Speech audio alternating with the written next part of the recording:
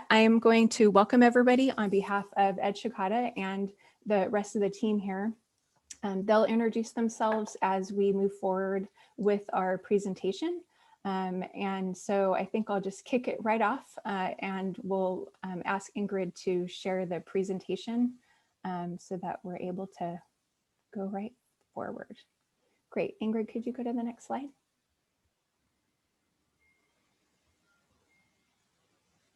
Thank you.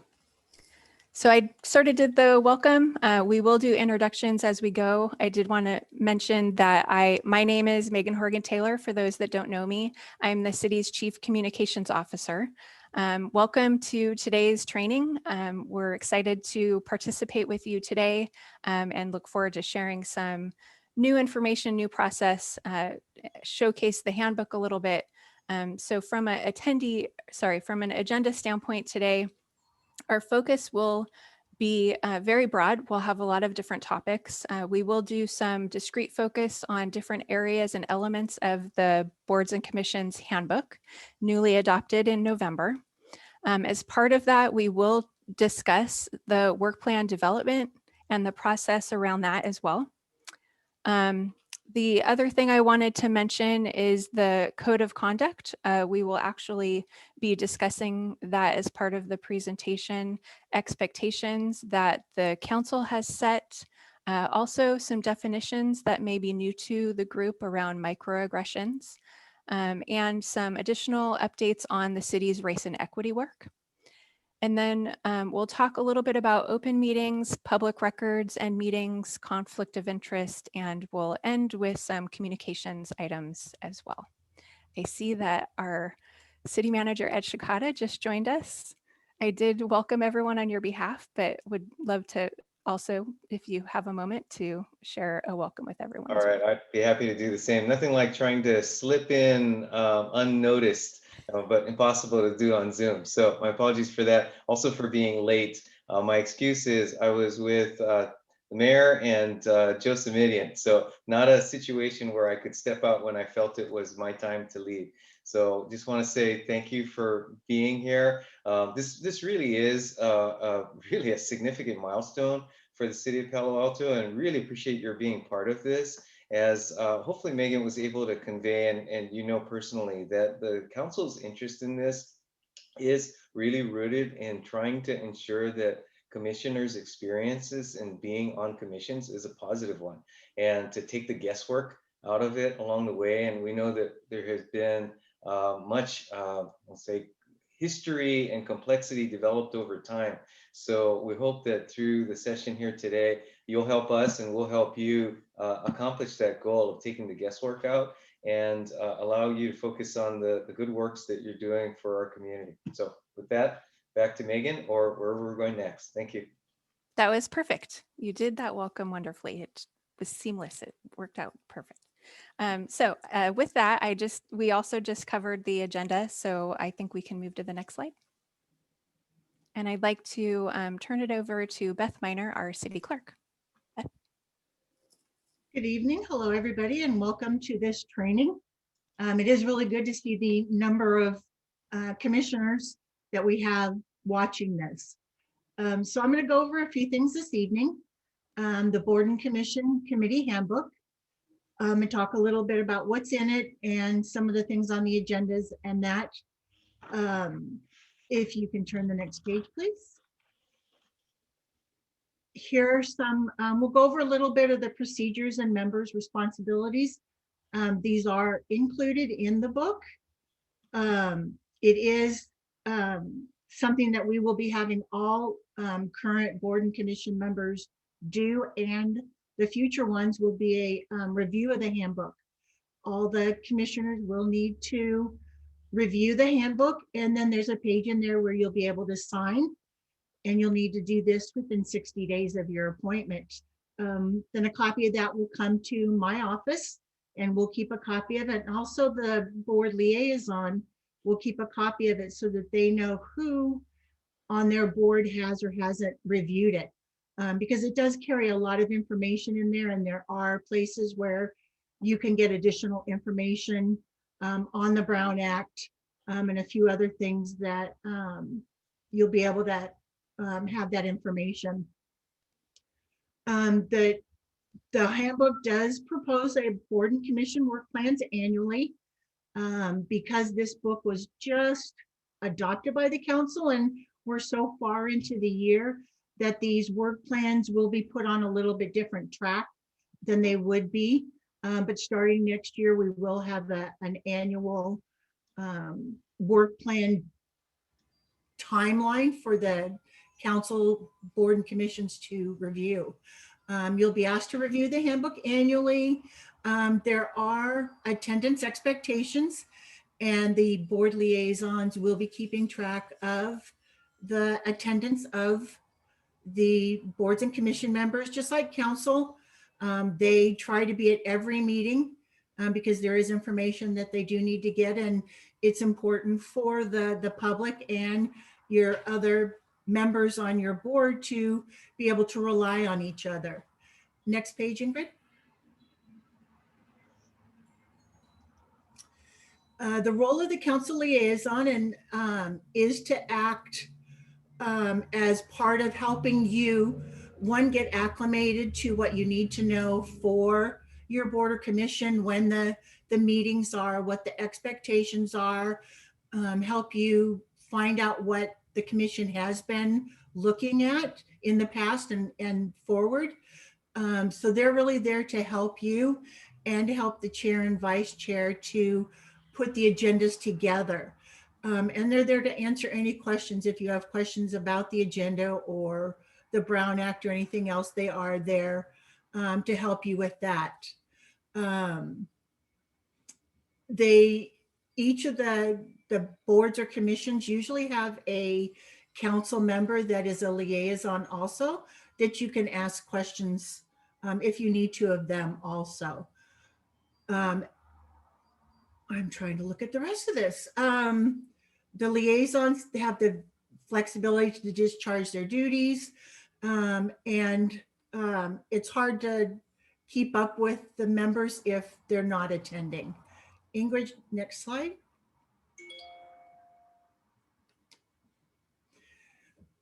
The role of staff liaisons and their responsibilities. Some of the things that the liaison team is part to do is they're a part of the department directors, and they serve a critical role to the department directors to let them know what the boards and commissions are doing. They make sure that the meetings occur, that they're in conjunction with the chair, and that they're coordinated, distributed like they're supposed to, according to the Brown Act and that, and facilitate transmission of the agenda to the public.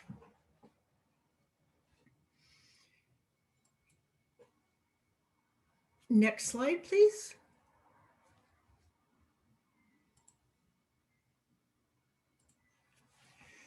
As I stated before, the council expects that members on boards and commissions will make every attempt to attend all the scheduled meetings.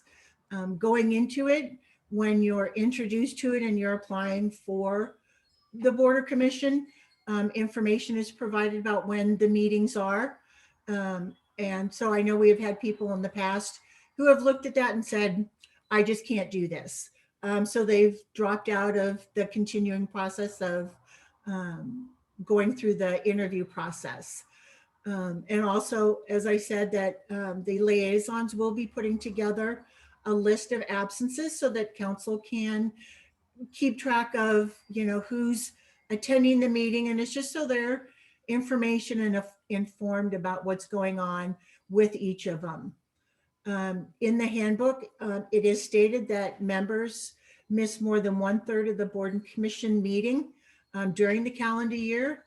This will be reported to the council and could result in removal from the board and commission.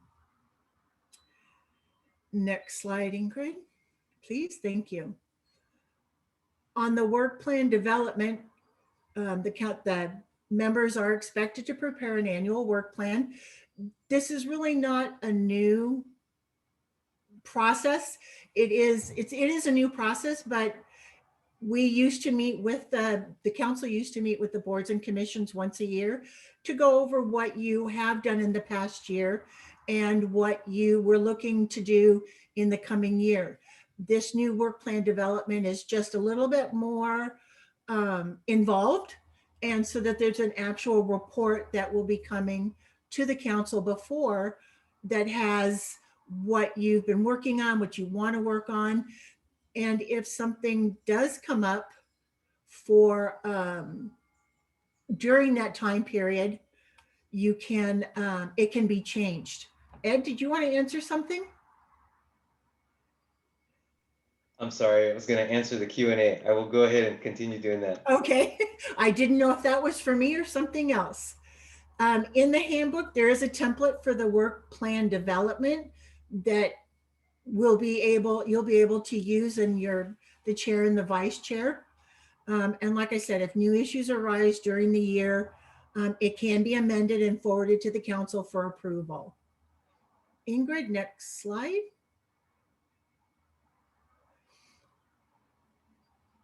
And in light, like I said earlier, that the handbook was done late in 2020.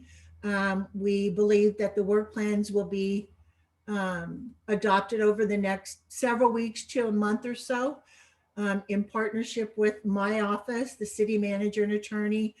Work plans will be combined together for a review by the council, likely in April or May, to be able to review what you want to do this year. And moving forward after this, we'll have it earlier in the year, so that once council comes on and they start getting their year going, they'll know what the boards and commissions will do. Next slide.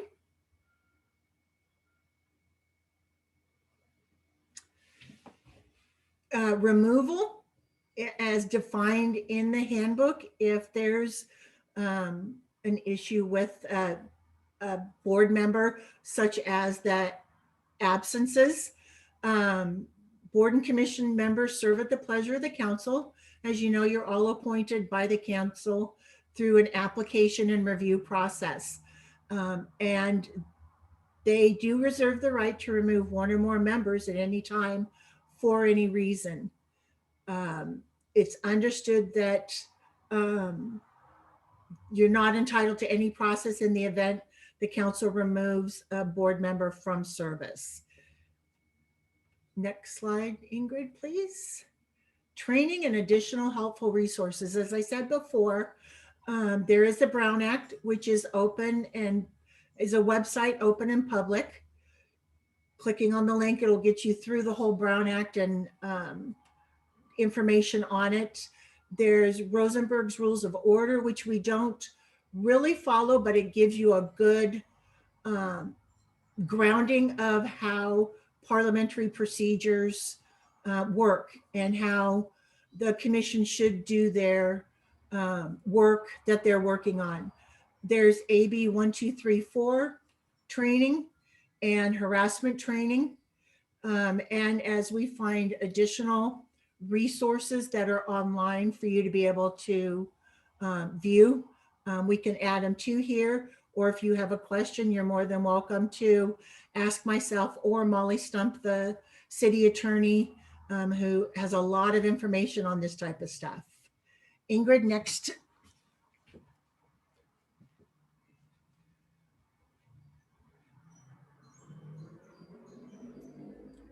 Code of conduct, is that one yours, Molly? That one's me. Sorry, I was on mute.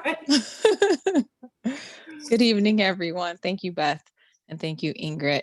You can advance to the next slide. But good evening, everyone. Chantel Cotton Gaines, Deputy City Manager. I think I'm on video, but if not, just roll with me.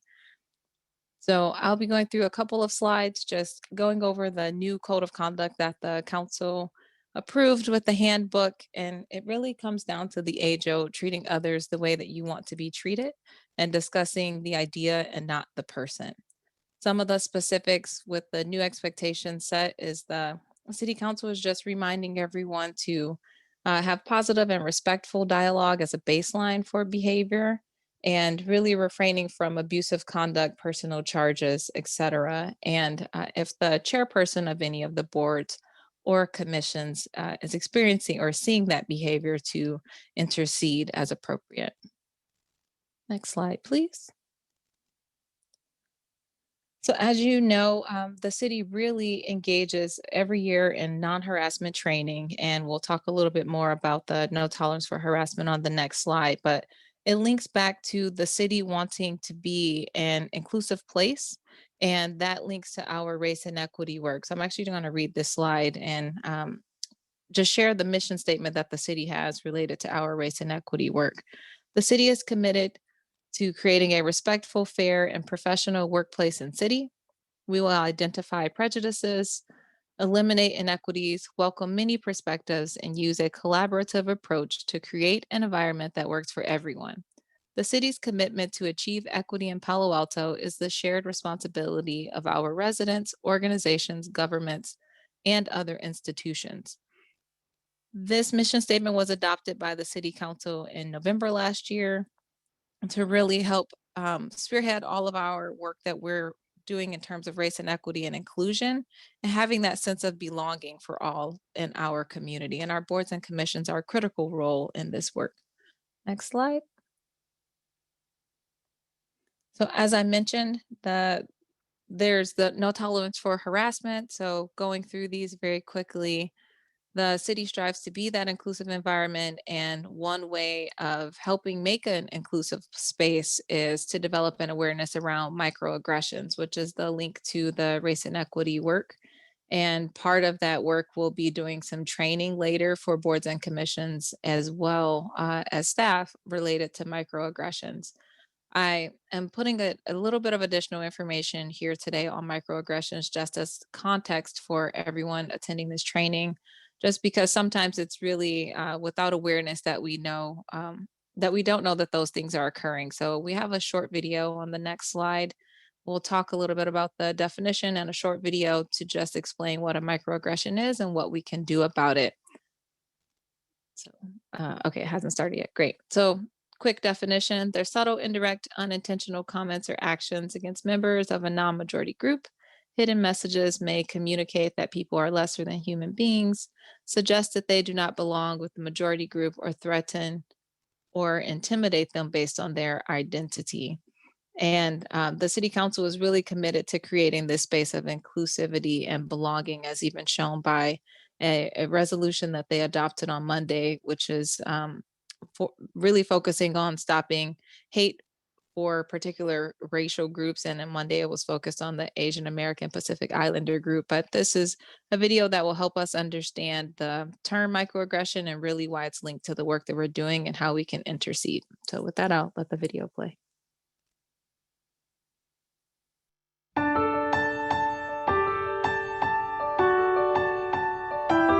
Good day, everyone. My name is Daryl Guingsu, and I am a professor of psychology and education at Teachers College, Columbia University. I am also author of Microaggressions in Everyday Life and Microaggressions and Marginality. Today, I would like to share with you some of the harmful impact that microaggressions have on marginalized groups in our society. But what are microaggressions? Well, microaggressions are the everyday slights, indignities, put-downs, and insults that people of color, women, LGBT populations, or those who are marginalized experience in their day-to-day interactions with people. Microaggressions oftentimes appear to be a compliment, but contain a meta-communication or a hidden insult to the target groups in which it is delivered. People who engage in microaggressions are ordinary folks who experience themselves as good, moral, decent individuals. Microaggressions occur because they are outside the level of conscious awareness of the perpetrator. In this scene, Michael, an Asian American graduate student, is receiving academic counseling from his sponsor. They have a pleasant conversation. At the end of their meeting, the advisor delivers what he believes to be a compliment to Michael by stating, quote, "You know you speak excellent English," end quote.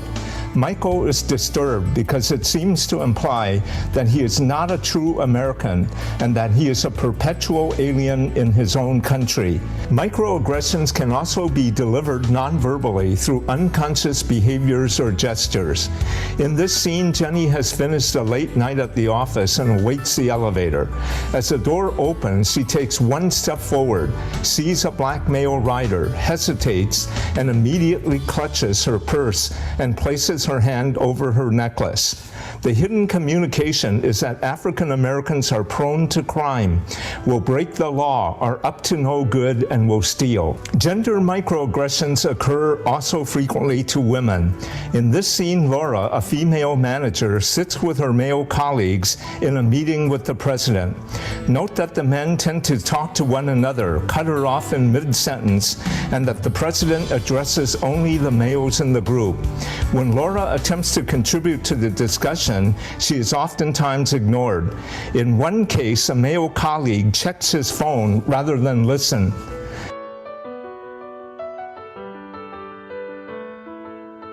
What can each and every one of us do to combat microaggressions? We need to realize that microaggressions are unconscious manifestations of a worldview of inclusion, exclusion, superiority, inferiority. Thus, our major task is to make the invisible visible.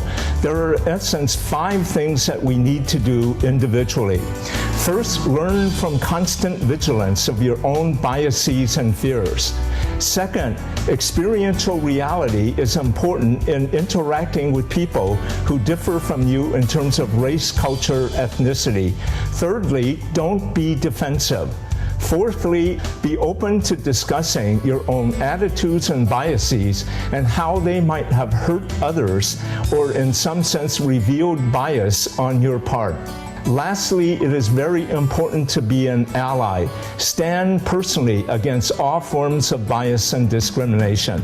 I wrote 2 books, Microaggressions in Everyday Life and Microaggressions and Marginality, to help us combat microaggressions at the individual, institutional, and societal level. If we are to become a fair, just, and humane society, I hope each and every one of you will join me in this important journey. Thank you. Okay. Thank you, Ingrid. On the next slide. Thank you. So that's just a quick segue to our race and equity work. So as the mission statement stated, there's a lot of stated back to back. As the mission statement mentioned, the race and equity work, it's an ongoing effort which requires commitment by all. For our boards and commissions, this is an opportunity for us to incorporate equity into the work plans that you all will be working on, then the work being done by each commission. For example, the work that was done on the 21-day equity challenge, we as a community learned about some of the housing policies and zoning in the past, and there were recommendations that were included in that 21-day equity challenge. That was a way for us to start thinking about what it means for the topic of equity on a variety of different subjects, and not just more broadly in terms of the work linked to a commission like the HRC, for example. So the city launched our race and equity efforts last summer, and the council adopted areas of focus to further enhance equity in our community. And part of that is just this way of trying to incorporate equity into our business operations, which includes the boards and commissions work as well. We, as a baseline, need to understand what our demographics are amongst our boards and committee members, commission members, and we're really excited to engage with all of you on that work, and we'll be going through the staff liaisons for each board and commission. We're collecting data in the aggregate, but we would like to know what the demographics are of the appointed members to our boards and commissions. And so there'll be more information shared with you through your liaison on that topic area. And then lastly, if you are interested in just where we are with the city's efforts in rolling out all of our race and equity work, our most recent update was to the Policy and Services Committee of the City Council at the March 9th meeting, and there's a link there for when you have this PowerPoint presentation. And that concludes the code of conduct section. Thank you. Thank you, Chantal. I'm Molly Stump. I'm the city attorney, and I'm joined this evening by Deputy City Attorney Tim Shimizu, who will also help us. I want to start by thanking you all for being with us tonight and also for your service to the city.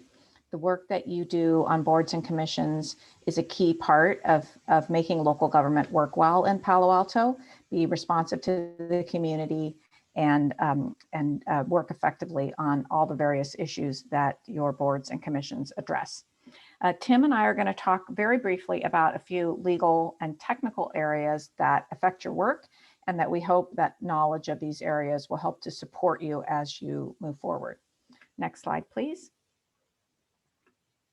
So key for boards and commissions, of course, is the Ralph M. Brown Act, and that's California's law that makes legislative bodies, which all of our boards and commissions are, do their work in public so that the public can be knowledgeable about and participate in the process. So for Brown Act bodies, there are really three key features of the work that you do that's different from private sector work or private associations or clubs that you may belong to. First, you meet in public, most frequently at a regular place and time, although with the correct procedure, you're allowed to have meetings at different times as well. Agendas need to be posted in advance, and you need to stick to the agenda. Any new items have to be put on a future agenda. And this is so that the public can be aware you're going to address an issue and they can decide to attend if they wish to participate.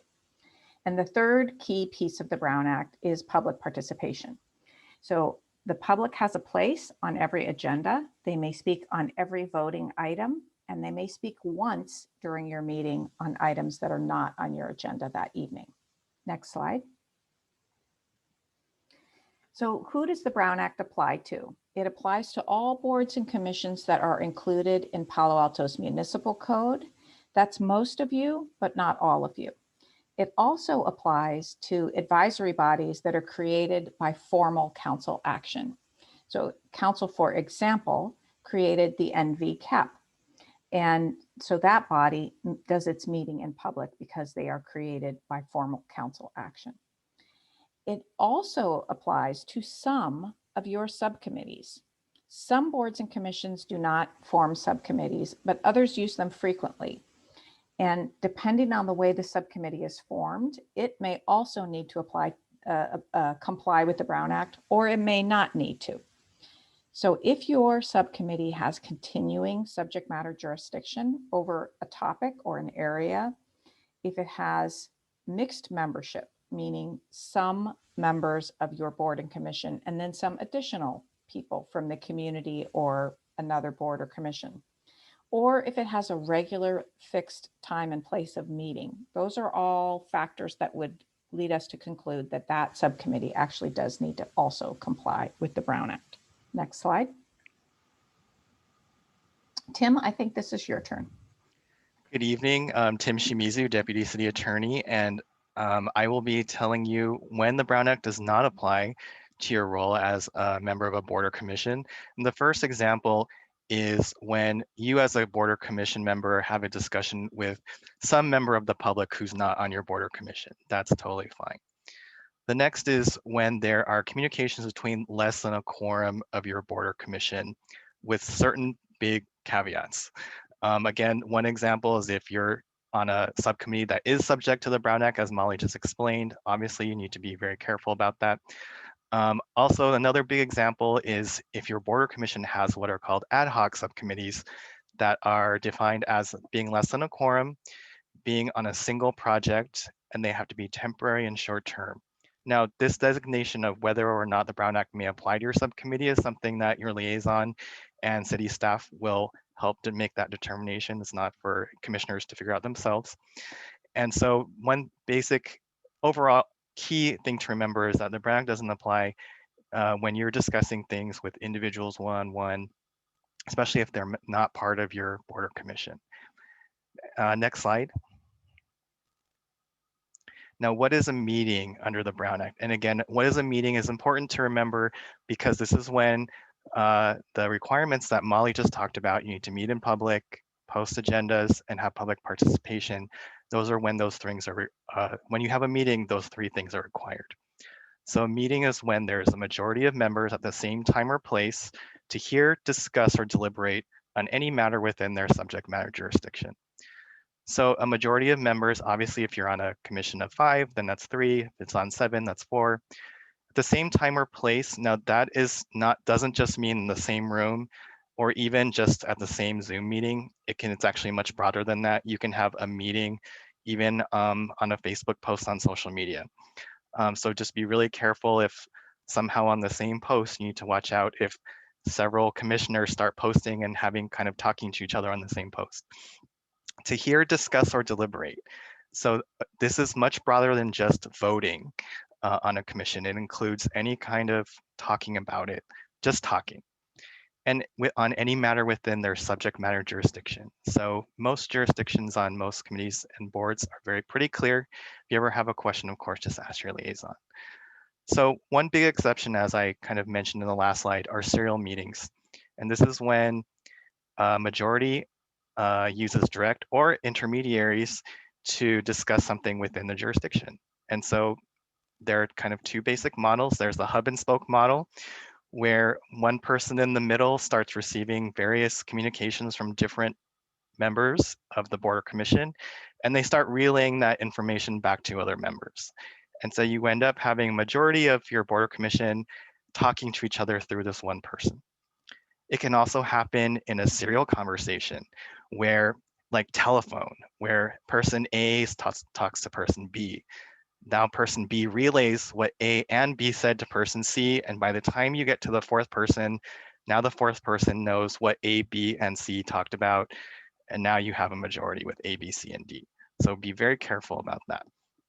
And so meetings don't have to include just formal Zoom meetings or like in-person meetings at City Hall. They can include retreats, workshops, informal gatherings, and they can also include field trips. Like if you go to a site to visit and inspect something as a group, and you're gonna look at something that's part of your subject matter jurisdiction, maybe a meeting. So now meetings don't include conferences, community meetings, and even city council meetings that are open to the public, but only so long as your commission members don't talk to each other about business while you're at that meeting. You can't just go to a city council meeting and start talking about your board or commission's business with other board and commission members on your board or commission. Social, ceremonial events, if no business discussed. Again, you can attend these as a group, but you cannot discuss business. Otherwise, it's a meeting. Next, when I say you can't discuss with people among your own board or commission. So next slide. So we have a pop quiz question, and this first question is, members of the Parks and Recreation Commission are interested in learning what the City Council plans to do regarding Foothills Park. Hot topic. 5 of them attend a City Council public hearing on park-related items. Is it a violation of the Brown Act for a majority of the commission to attend? So let's say PRC is a 7-member commission. And you can think about what the answer is, and Molly will tell us. All right, so Ingrid's going to show the answer also. Yes. And the answer is no. This falls under the category of an exception to the Brown Act, which is attending a meeting of another body. But please avoid congregating with other members of your commission, and of course, don't discuss commission business. Okay, next slide. We have one more question. 3 members of a 7-person commission are on an ad hoc subcommittee, so not subject to the Brown Act ordinarily. The chair of the commission, who is not on the subcommittee, wants to discuss their progress with the members. Is this a meeting under the Brown Act? So see if you can remember what I just told you. And if Ingrid can click on the answer, Molly will take us home.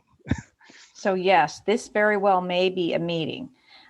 When a majority of members of your body meet at the same time or over time serially to hear or discuss or deliberate on a matter within your jurisdiction, then that is a meeting. So this is something to be careful of. Subcommittees where your chair may want to get involved and you then become a majority of the group can be a Brown Act problem. Thank you. Great. Next slide. And now I will turn it back over to our wonderful clerk, Beth, who will talk about the next few slides. Thank you, Tim. Meeting agenda development, something that my office does quite often and is doing a lot more lately. But your liaisons and chairs and vice chairs work hard on doing this. The development of the agenda supposed to contain a general description of each item to be considered, except where the law provides for a discussion or action to be taken on the item. We try to make it as clear that the public can understand what you're going to talk about. So if you think of, and I do when I'm looking at some of them, the titles of the who, what, when, where, why, and how of, is it answering some of those? What are you talking about? And will somebody who's reading the title understand what they're going to be discussing? It's almost like reading a book title to try and get the idea. Some of the common things that are on the agenda, and they don't have to go in this order.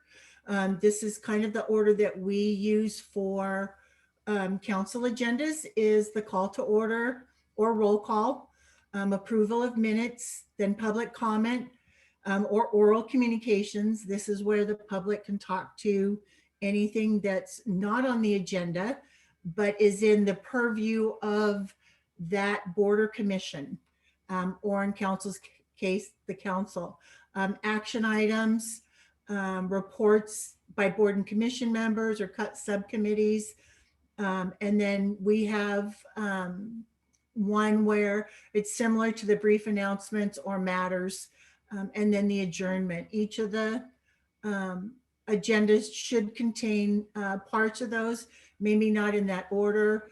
Some have study sessions, or there's reports from the department heads to kind of talk about things that have been going on also. Ingrid, next slide, please. So the meeting agenda elements, there are a few things that they need to include. And now because we're in COVID rules, there's some additional information that needs to go on the agendas, but they must include the date, the time, and the location of the meeting. What we put on councils as the place of the meeting is a virtual Zoom meeting, and on the top of ours gives the information. There should be a brief description of each item, 20 words or less, unless it's complicated. Must include the ADA language. So at the bottom of our agenda, and some of your agendas have it up towards the top, is that if somebody needs assistance due to ADA reasons, of who to contact within the city to make those assistance that they need available to them. As Molly stated earlier, the public speaks once on any item not on the agenda, such as oral communications. But if there are multiple items of action, our consent items, oral communications, a member of the public can speak on any one of those items once. The agendas must be posted at a location that's freely accessible to members of the public, at least 72 hours in advance of the meeting, or 24 hours if it's a special meeting. Now, council has requested with the new board and commission handbook that the boards and commissions post their agenda 7 days in advance. Council does 11. They're asking that boards and commissions do it for 7 days, which allows the public more time to be able to look at what the boards and commissions are going to discuss and get more information available to them. And then any writing submitted to the legislative body must be made available. And that is usually done at the same time that the board or commission receives it. What we've done on council is, on our agendas, is we have a little box that we put on the side of the agenda right towards the meeting that has that information available so that the public can also see it along with the council. Ingrid, next page, please. Meeting minutes. We all have minutes that we do for our meetings. The staff liaison will prepare action minutes, except for the HRB where the secretary is assigned the responsibility to do that. Action minutes are usually just a summary of the action that the Board or Commissioner Council made. It's just a simple title of the item, usually just the motion, and then what their motion is, and then how they voted. Verbatim minutes are discouraged. For us, the council has directed that the action minutes and the video are the official records of the city for council meetings. And this allows that the people can view it and it's accurate than what verbatim minutes might be. They serve as a permanent official record of the advisory board. They should reflect the members that are in attendance, who's absent, each agenda item, and then the action taken. And in best practices, the body approves the minutes and that they're posted publicly. And I know all the boards and commissions do have a table on their pages that shows the agenda and the minutes. I'm not sure if you do the videos and that also, but next page, Ingrid.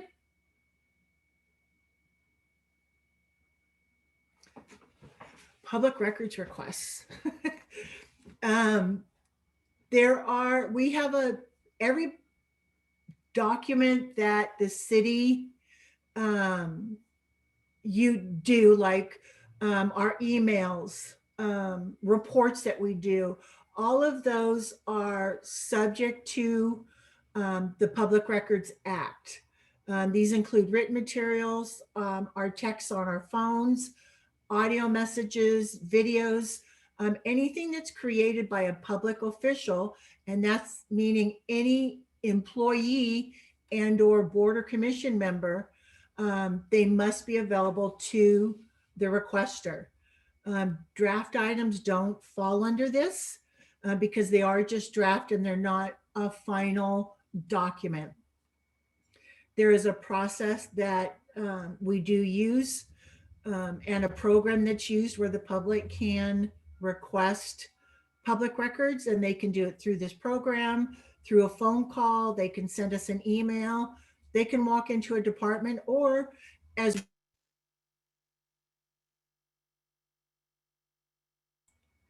we've seen lately, members of the public have been coming to council meetings and saying, I have a public records request and I want you to supply this.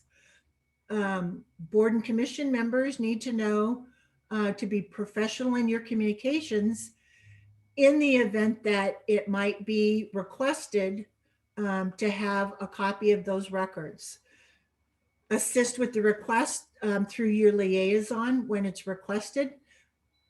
And that if someone asks for the public records, the liaison, you should contact them immediately to find out just what is needed. Next slide, please. Okay, back to me. A couple of words about a few legal areas. First, conflict of interest. Next slide. We only have one slide on this topic, so take a deep breath. Conflict of interest is a very important area, both to ensure legal compliance, that we stay out of any kind of legal trouble with the work we're doing, but much more importantly, to support public trust in governmental decision-making. Public decisions should always be made in the public's best interest and never for personal gain. Avoiding conflicts of interest is a personal responsibility of every public official. So you need to educate yourself about what that means and seek help when you need it. Staff is here to help you understand your obligations and meet them, but ultimately the responsibility is yours as an individual. So the conflict of interest rules are complicated. Fundamentally, What they have in common is that board and commission members should consider whether the legal rules or just good practices require you to refrain from participating in matters where you have a financial or other significant non-financial interest. For the most part, the law is concerned with financial interests. The public may also be concerned with other types of interests, and that's something you should consider, although it doesn't always create a legal requirement to not participate. Board and commission members should be attending AB 1234 training. This is a 2-hour training that's given every other year that goes over in detail the detailed conflict of interest rules. My office is available to help you, as are your council liaisons, if you have any questions in this area, or if your commission or board is considering something or working in an area where you feel you may have a financial or other significant type of interest and you'd like to discuss whether it's appropriate to participate. Next slide. All right, a couple of words about fair hearings. Next slide. This topic, also called quasi-judicial hearings, is something that some boards and commissions work in this area and most do not. The board and commissions in Palo Alto who do quasi-judicial hearings are the Architectural Review Board, the Historic Resources Board, and the Planning and Transportation Commission sometimes. What is a quasi-judicial situation? This is when a board or commission is issuing or making a recommendation, typically to approve or deny a proposed project or other type of application. And the board or commission is applying existing rules and regulations to a specific property or proposal. This is distinct from the other type of work that legislative bodies do, which is called legislative or policy making. In those cases, which are more frequent, boards, commissions, and the council is making policy that will apply going forward in the future. And those are not subject to the special rules of quasi-judicial hearings. So the reason that it's important to know if you are in a quasi-judicial situation is that additional legal rules and procedures apply. Next slide. And here are the keys. In a quasi-judicial hearing, the applicant has a right under the state and federal constitutions to be heard before an impartial decision maker. And this means that BCC members need to keep an open mind, avoid taking a position on a specific project or a class of projects prior to the close of a hearing. Decisions on quasi-judicial matters must be based on evidence that is in the formal record, including the public hearing. To support fairness in these hearings, BCC members are asked to disclose what's called ex parte contacts. These are discussions, meetings, pieces of information that they may have gotten about the matter outside of the formal record. And so there's a disclosure process at the beginning of the item so that everyone is aware of the information and can respond to it if they need to. Quasi-judicial items will result in a written decision that connects the evidence to the decision or the recommendation that the board is making, and staff assists with this, with drafting this.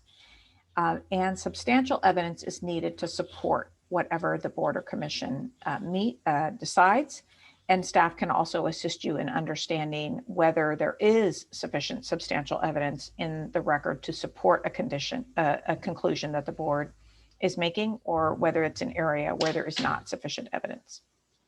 Next slide. Back to you, Megan.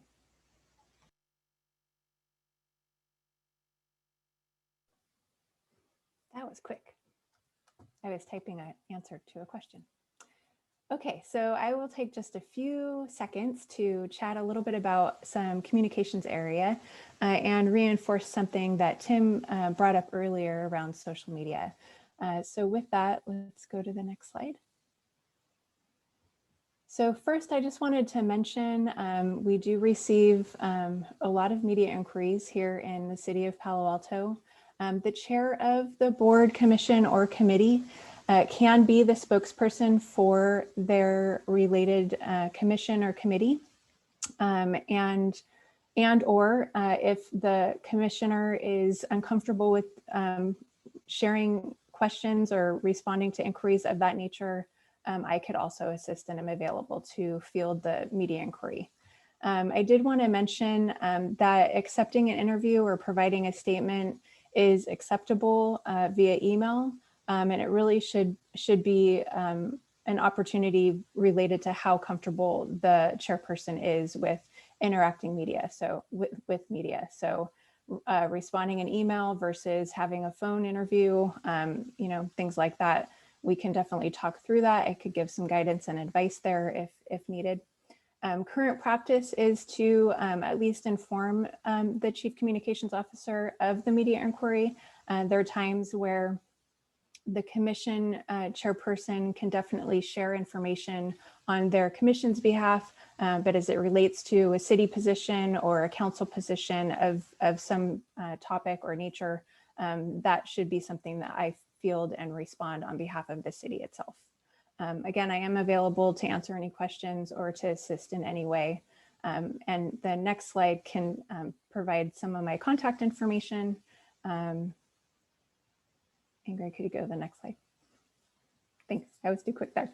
I did want to mention that the chairperson should be the spokesperson on behalf of the commission, and just make sure to note that if there are questions related to the city's operations or a council position, to then share back with the media reporter, thanks so much for that question. Feel free to contact the city for that information.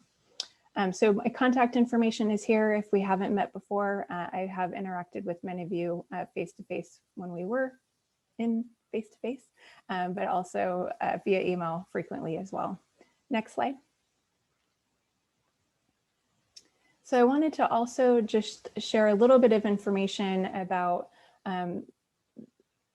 both board and commission members and staff liaisons as ambassadors of this part of the city's process. And so it is completely acceptable and encouraged to share information with your community networks about board meetings coming up, meeting materials that you feel that they might be of interest in. We do have a lot of tools to share public information, including, of course, our city website, and we do have email newsletter signups, and of course, social media channels, which many of you follow us on. And so I just wanted to mention that as an opportunity to extend this process on your behalf to our community networks as well. We are, just to give you sort of a peek into the future, we are working on developing a new website, which will have a tremendous more availability of information, mobile friendly. Currently, our current site is not mobile friendly. It's also not very search friendly, but our new website will be all of those things and much more, including a much more robust calendar of events, where the commission meetings will be more upfront and easier to find. So all of those things will help with public information and community engagement overall. So just wanted to mention those opportunities, and I would be remiss if I didn't, on behalf of the city clerk and our office, to encourage the BCC members to also share board and commission recruitments.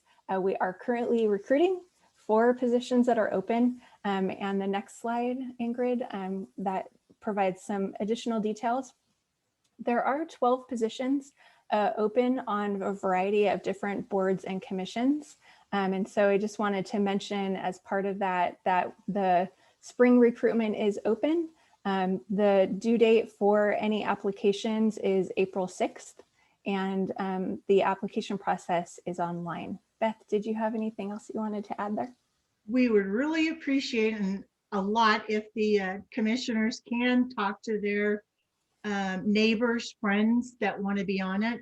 At this point, we don't have a lot of applicants for these 4 boards. So it would be great if we can get some additional. And again, like She said the deadline is April 6th. So we'd appreciate your help too, helping us get more people to be on our boards and commissions. Thank you, Megan. You're welcome. Sometimes I think that having an expert who is already a part of the process share your experience, that could actually really help us generate interest from the community and all segments of the community to participate in this process. So we appreciate information sharing as part of that. As part of the kind of follow-up email after this meeting, of course, we'll share meeting materials, but we'll also share these details as well so that you can easily just forward on and share that with your community networks. Next slide. I'll close with this slide. I did want to just reinforce Tim's message a little bit earlier about the social media use by our boards, commissions, and committee members. Definitely open to and encourage you to share and encourage the community to participate in committee meetings, sharing meeting dates, agenda items of that nature, as long as you're referencing your role as a committee member is great, definitely encouraged. And to reinforce Tim's note, I would discourage sharing specific opinions on upcoming committee discussions or commenting on other committee members' social media posts, as that could be seen like you're having conversations about the meeting outside of the meeting itself.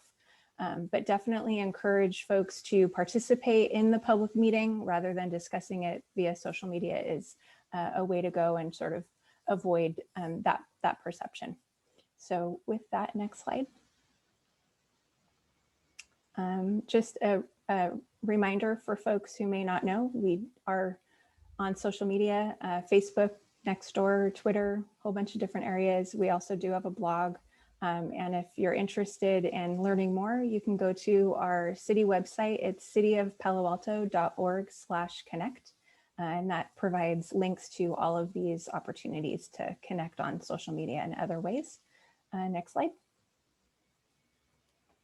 So I did want to also mention, we have created an online survey to gain your thoughts about our training.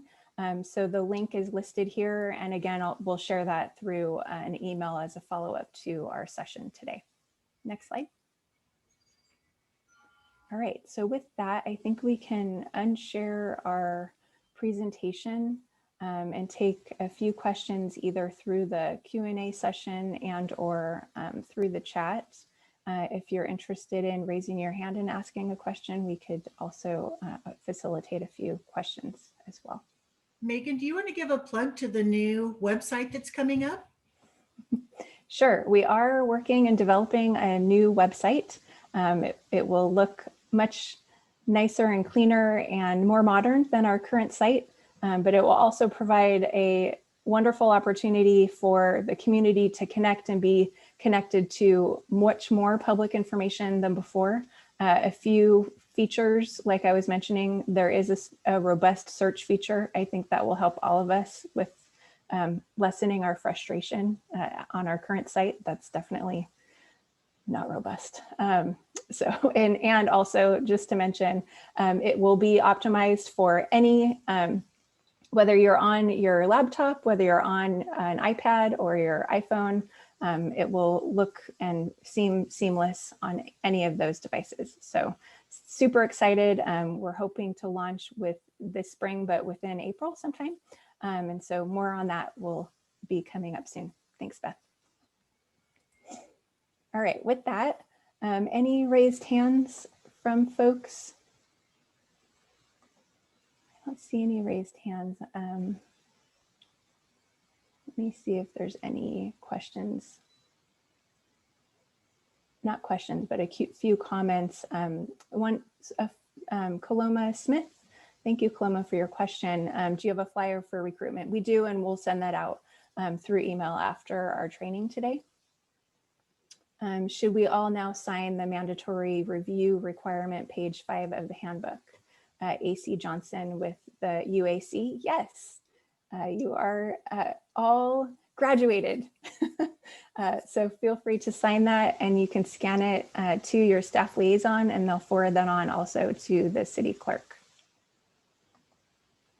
Any other questions?